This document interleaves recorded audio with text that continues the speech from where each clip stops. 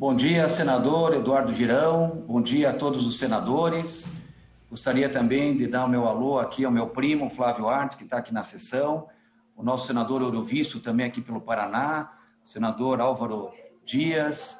Realmente é muito bom participar de um evento desse, democrático. Queria parabenizar o senhor senador Eduardo Girão pela iniciativa, bem como todos os outros senadores, deputados aqui que também já participaram e colegas.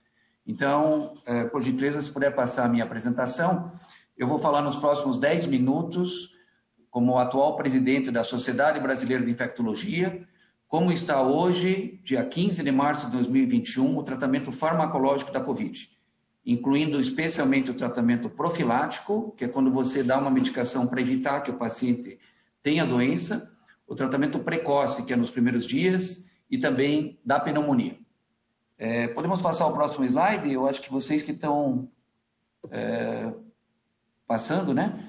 Então, é importante compartilhar com vocês, o tratamento profilático é sinônimo de tratamento preventivo. É você dar uma medicação para prevenir, para evitar uma doença. Então, por exemplo, nas cirurgias, de modo geral, se faz um antibiótico antes da cirurgia para evitar que o paciente tenha infecção. A doença leve ou moderada pela Covid é aquela situação que o paciente tem sintomas respiratórios, muitas vezes tem febre, pode ter até uma pneumonia, mas é uma pneumonia que não chega a diminuir a oxigenação do sangue, que nós chamamos de hipóxia. A partir do momento que ele tem a doença grave, ele precisa internar. E a definição de doença grave é quando começa a faltar oxigênio no sangue, que nós medimos através de um aparelho chamado oxímetro digital, que inclusive é possível fazer essa mensuração em casa. E, finalmente, a doença crítica é quando o paciente precisa de respirador, de ventilação mecânica, ou ele evolui para uma situação que nós chamamos de choque séptico, que ele precisa de medicação para manter a sua pressão e, consequentemente, manter que os órgãos nobres recebam oxigênio adequadamente. De modo geral, nós temos que 15% dos pacientes que têm Covid vão evoluir com a doença grave. E 5% do total de pacientes com Covid vão evoluir para a doença crítica. Na grande maioria das vezes, podemos passar ao próximo, os pacientes que vão evoluir com doença grave ou crítica, eles apresentam o que nós chamamos de fatores de risco. Ou é porque o paciente é idoso, ou porque o paciente já tem uma doença prévia como essas aqui mencionadas, em especial no paciente com menos de 60 anos, eu gostaria de destacar a parte da obesidade. É um índice que nós medimos, chamado índice de massa corpórea, que permite dizer que quando ele está acima de 30, é um dos principais fatores de risco para o paciente evoluir mal. Próximo slide, por gentileza. Sempre com a preocupação de ser bastante didático aqui na apresentação, eu gosto de sempre falar que a ciência é muito dinâmica.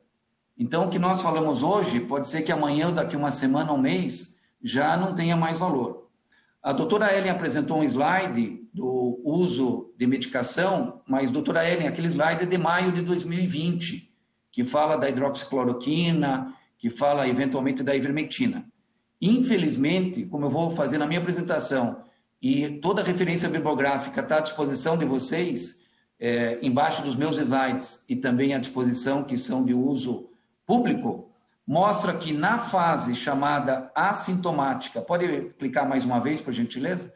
Na fase chamada assintomática ou pré-sintomática, nenhum medicamento, infelizmente, mostrou eficácia. Isso nós vamos mostrar agora com os principais dados. Por outro lado, quando o paciente tem a doença grave com falta de oxigênio, o uso de corticoide junto com a enoxaparina para evitar, ou a heparina para evitar trombos e a oxigenoterapia salva vidas. Próximo, por gentileza. Mais um. O próximo slide resume bem o que eu vou apresentar como a principal mensagem para todos vocês, que é justamente mostrando à esquerda o que funciona e à direita o que não funciona. Então, o tratamento suportivo do paciente estar num hospital que tem uma boa UTI, que tem um corpo médico de enfermagem e fisioterapia, vai fazer a diferença desse paciente ter mais chance de sobreviver. E para a Covid grave, está bem definido o tratamento, baseado com oxigenoterapia, com um corticoide, que é um anti-inflamatório chamado dexametasona, e com anticoagulante para evitar formação de coágulos. Já o Remdesivir merece uma sessão à parte, talvez até a nível de Congresso Nacional, porque é uma medicação cara, o que limita bastante o seu uso na nossa realidade financeira, e teremos que fazer um estudo de custo-benefício, porque os estudos mostraram que ele diminui o tempo de doença, o paciente fica menos tempo no hospital. E à direita vocês veem que no início da pandemia, até março a junho, alguns estudos in vitro, testando drogas no laboratório, estudos observacionais, que foram como esse que o doutor Eduardo Girão mencionou, eu usei para 20 pacientes, 19 não precisaram internar. Se você não usar nada, também 19 não vão precisar internar. Porque na sequência, os estudos que interessam para a medicina são os chamados estudos randomizados. Os estudos que o computador que escolhe se o paciente vai receber a medicação que você está estudando ou se ele vai receber o tratamento sem a medicação. E esses são estudos feitos com mais de 1.000 pacientes, em que a chance do paciente receber a medicação como profilático no tratamento precoce, infelizmente, não mostrou benefício. Nós, infectologistas, adoraríamos, é tudo que nós gostaríamos, que qualquer medicação, especialmente barata e de fácil acesso para o povo brasileiro, sempre tendo a sensibilidade social no país que nós vivemos, funcionasse. Mas, infelizmente, como eu vou mostrar mais detalhes na sequência, nenhum estudo randomizado com grupo controle mostrou benefício. Inclusive, eu queria chamar a atenção que o corticoide na fase inicial não deve ser prescrito. Na fase precoce ele faz mal. Vários pacientes desenvolvem diabetes, gastrite, pioram o seu diabetes e tem mais chance de evoluir com doença grave. Ao contrário, esse corticoide usado na fase que o paciente está com pneumonia e hipóxia, ele salva vidas. Em relação à hidroxicloroquina, já desde junho do ano passado, todos os países desenvolvidos mostraram que não funciona.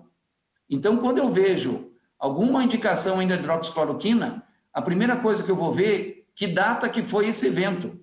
Porque até junho ainda existia dúvida. Eu gosto de dizer que esses estudos in vitro observacionais, já que estamos no país do futebol, é que nem aquele atleta que no sub-15 foi bem e parece ser promissor. Mas quando ele foi para o profissional, infelizmente ele não foi um bom jogador de futebol. Então, o que é o jogo profissional? É quando nós temos os estudos randomizados com grupo controle. O próximo slide, por gentileza. Então, esta é a principal slide que eu gostaria de apresentar para vocês. Nenhuma sociedade brasileira médica envolvida com a Covid, que inclui nós da Sociedade Brasileira de Infectologia, a Sociedade Brasileira de Pneumologia, os que são especialistas em doença de pulmão, a AMIB, que é a Associação dos Médicos Intensivistas do Brasil, a Sociedade de Geriatria, a Sociedade de Medicina de Emergência.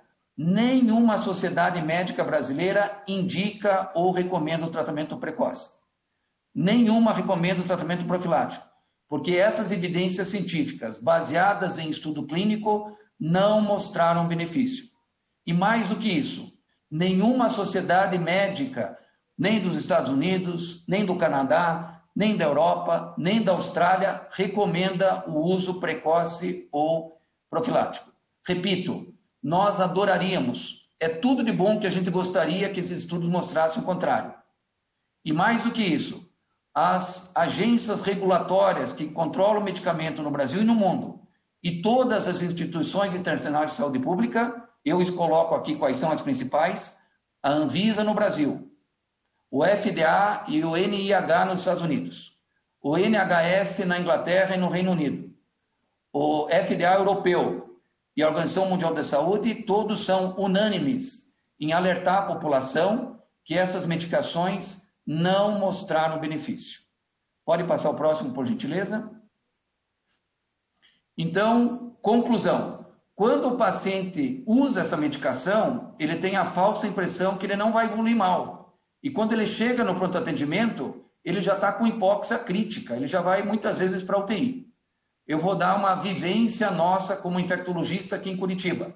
Aliás, até quem cumprimento também o Dr. Donizete, nosso amigo, e realmente fez uma apresentação muito boa em nome do Conselho Federal de Medicina, deixando bem claro que cada médico e cada paciente decide se quer usar ou não a medicação e se o médico vai prescrever ou não, mas nós não podemos, como o CFM bem coloca, propagar tratamento de medicações que não mostraram eficácia. Então, hoje, a nossa equipe de infectologia está com 56 pacientes internados. Mais da metade estavam usando tratamento precoce. Mais da metade estavam usando tratamento preventivo.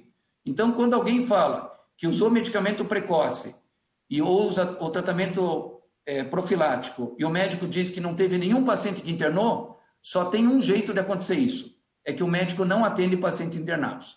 Quando esse paciente fica mal, ele manda para o hospital e não é ele nem a equipe dele que vai atender. Por quê? Porque todos nós que atendemos lá na frente da batalha, vendo internamento só para nossa equipe, essa madrugada foram 6 pacientes internados. E desses, 4 estavam usando tratamento precoce e um deles estava usando tratamento preventivo. Então, realmente, o que existe hoje não é uma politização que nem o deputado Dr. Luiz falou.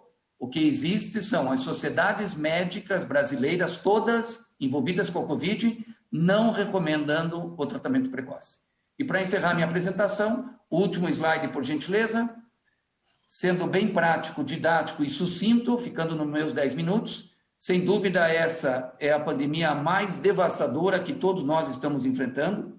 Algo parecido já aconteceu há mais de 100 anos na gripe espanhola. Nenhum de nós estava aqui para dizer como foi, mas o impacto social, econômico e milhões de vidas ceifadas realmente deixam a nós todos tristes, especialmente nesse pior momento da pandemia, em que 50 grandes cidades brasileiras não têm vaga para internamento, nem no hospital, a nível da enfermaria, e nem nas UTIs, tanto na saúde pública como na rede privada. Repito o posicionamento da Sociedade Brasileira de Infectologia e de todas as sociedades médicas envolvidas com o acompanhamento e tratamento do paciente. Doutor Luiz, nós somos sociedades médicas científicas, a gente não tem nenhum cunho científico, não tem nenhum cunho político nem partidário. Muito pelo contrário. O tratamento farmacológico profilático e precoce, à luz dos conhecimentos atuais, hoje, 15 de março, tomara que isso mude, não tem eficácia. E somente as medidas preventivas, e com restrição da mobilidade social e a vacinação em massa, o maior exemplo de país populoso é os Estados Unidos. Ele começou janeiro com 4.000 mortes por dia. Hoje ele tem 1.000 mortes por dia. E isso vai diminuir mais ainda. O que os Estados Unidos fez de diferente? Vacinação em massa, 2 milhões de americanos são vacinados por todo dia. Então, para encerrar minha apresentação, agradeço mais uma vez o honroso convite do senador Eduardo Girão e do Senado Federal. É sempre um prazer estar mais uma vez aqui e queria deixar bem claro que essa posição de não recomendar o tratamento profilático e nem precoce é porque as melhores evidências científicas, repito, baseadas em estudos randomizados, que são aqueles estudos que o computador escolhe se o paciente vai receber a medicação que você vai estudar ou não, e também, tendo sempre um grupo controle, não mostraram benefício, infelizmente. Mais uma vez, obrigado pelo convite. Olha, quem